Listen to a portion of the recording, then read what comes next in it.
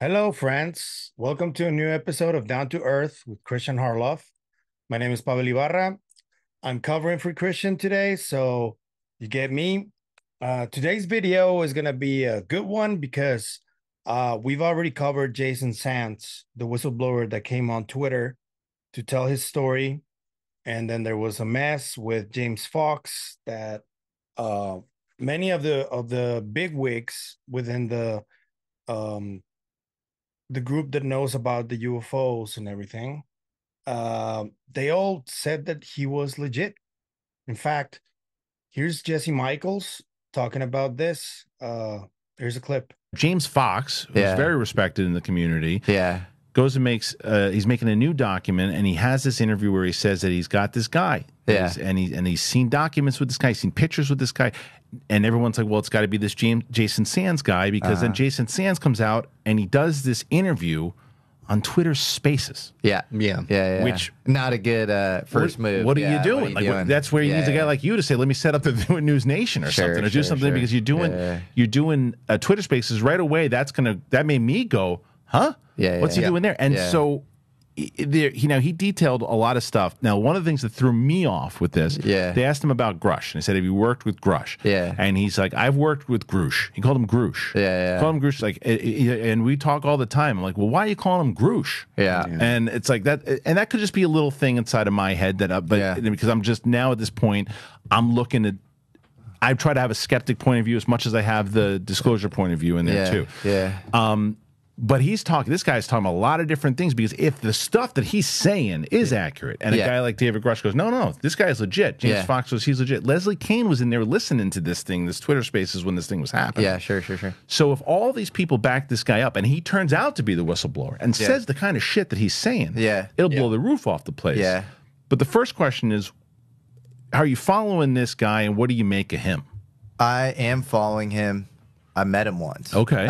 So maybe the sort of revealed preference is that I didn't do a show with him. Okay. But I don't also actively distrust the guy. It's not like I don't want to knock him, but you're like the rest of us. Something you want to see what's going on. I want to first. see what's going on first, and definitely kind of a weird initial PR move to do Twitter Spaces if you're like the first guy that like dealt with the material firsthand. So I don't know what your goal is there, but look, he seemed, when I met him, like pretty earnest and actually a little almost traumatized or something. Yeah. Like interesting. He had gone through like a lot. Okay. But I just don't know exactly what to make of him. And unlike Grush, look, my opinion is, in order to get a real consensus shift and like closer towards that like disclosure moment, I think we need one of two things: a real Bob Lazar, or like not. Now, I'm not saying Bob Lazar was even fake, but like an undeniable Bob Lazar, like hapless engineer type, right? Where it's like, I was recruited into the thing. I have no intel credentials prior to like being recruited into the thing. Right. Like that would be really, really good, because you'd know all of the sort of manipulation abilities and like that, that's all kind of out the window. You can like see that this person's just like kind of this earnest dude. That, or at the top, sort of a department head, like a really credible, head of a government agency, head of the DOD, or Secretary of Defense, Secretary of Energy, that sort of thing. And then I don't know on Jason Sands. I think if he comes out with a lot more detail that we can corroborate through other sources, then I'm totally open to it. And so I don't want to knock him, and I hope it's real. That's my thing. I don't Yeah. care if I'm covering. Like I'm a fan of James Fox, and I hope it's real. Okay, so Jesse knew him. He spoke to him. He decided to not do a video with him. Sands has been relatively away from more interviews. He has been talking to a lot of people within the community, and Mr. Full Stack Logan Black, shout out to Logan, he did a 5-hour space today on Jason Sands, and a lot of people asked him questions. I'm glad that he cleared something up that had to do with the reason he came out on his own and the reason he bypassed all the people that were talking to him and that wanted to tell his story. I know that Mr. James Fox must have been very disappointed by Mr. Sands coming forward, and you could tell that Sands was apologetic about that. But I think it's also important to understand the reason he came out on Twitter Spaces and not through all these people that have media presence and media power to tell stories. I bet many of these whistleblowers are a little bit tired of waiting, because they went through traumatic experiences, and it's difficult to go through that psychologically. So I believe that Mr. Sands is not the only one that feels this way, that stuff wasn't getting done, you know? And on one side, you have the academia people and the intelligence community people that want to take this control disclosure at their pace, There's the whistleblowers that talk to them that want to talk about this already. They think it should have been yesterday. And then there's this other group outside of the US that, depending on which country you're talking about, each of them are doing their own thing in regards to the UFO topic.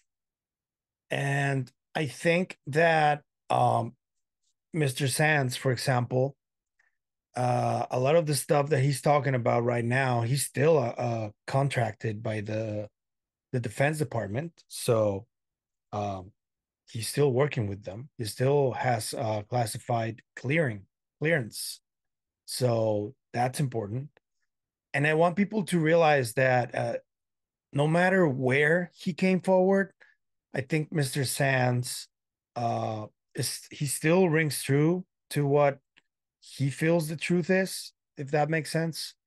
He's still very educated. He can take questions from anybody. I value that quite a bit, especially in behavioral science. That is a green flag, if you will. And I'm not saying that what he says is true. He seems to know a lot about races, about different craft, about a lot of this effort that's going on. And another aspect that I think it's important is that Mr. Sands was able to confirm that James Fox didn't take him out of his documentary. That was important to know. A lot of people, I bet, didn't know. And I'm glad that James Fox didn't take him out. And now I'm even more interested to see what Mr. Jason Sands talks about in the documentary. But he's talking about a lot of stuff. I just asked him something about the Greek mythology aspect of all the phenomenon stories. Diana Pasolka talked about it. Tom DeLonge talked about it on Secret Machines. And Mr. Steve, who's another whistleblower known by Sands, also has a pretty wild story about Greek goddess Aphrodite. So that's why I wanted to ask him. And he just told me that it's kind of like a tradition that has to do with language and writing, but he doesn't think that it has anything more to do with, Greek mythology and Greek gods and all that. So that's what he told me. I'm not going to share a video of that specifically, but I do want to share something with you guys. I did think about it, having labels and stuff like that, because, but the other thing, the other side of it, that labels is another thing where I think biases come in. We always try to label each other one thing or another, like we've been talking about, Doty and Davis and myself and Sheehan. We're not really against each other at the end of the day. We all just might have, thought that we were doing something. But you know what? If Sheehan had called me that day before he went online and started talking, he may have said, well, wait a minute, let me talk to Jay first. And then if he talked to me, he'd probably realize, oh, now I see why you did it. You're not really a rebel. And it's not that you don't want to be controlled. It's just you had something to say at the time. Like, yeah, that's kind of what I'm doing, But he didn't take that opportunity to do that, but instead labeled me a certain thing. But now he's backed off of that because he has heard from other folks differently that that's not who I am. That's not why I did it. It's not to be a rebel and be uncontrollable. It's just because there's something important to get across to the American people right now. And that's something that I feel is very important at this stage, because to me, if we do disclosure like we did last year and we don't get further down the path, it's because we did exactly the same. In other words, we have another batch of testimony from firsthand people, and everybody's like, wow, great. And then a month later, okay, well, gee, that was nice, but now what do we do? And that's kind of what's missing is, well, what do we want to do this year is really my point. And I think a big part of that is what the American people are going to contribute. Okay, so man, kind of feels like something may happen soon, the fact that more people are coming forward now on different channels, because we also have the story of Lightbringer, for example, kind of describes a certain urgency from these whistleblowers. And I'm just very curious to hear your thoughts on it. What do you think is going on? And I want to thank everybody for the support. This is my last day of the week covering this, covering Kristian, covering for Kristian. And just let me know what you think about Mr. Jason Sands coming forward again. What do you think about the news that you got from that he's still on the James Fox documentary? And what do you think about this, what he just talked about here? What's your stance on Jason Sands, essentially? Let us know in the comments. And if you find value in this video, please like, share, comment, subscribe, hit the bell. It all helps to keep the channel growing. We're almost at 27K. So thank you. And without further ado, I'll see you guys next week. Bye-bye.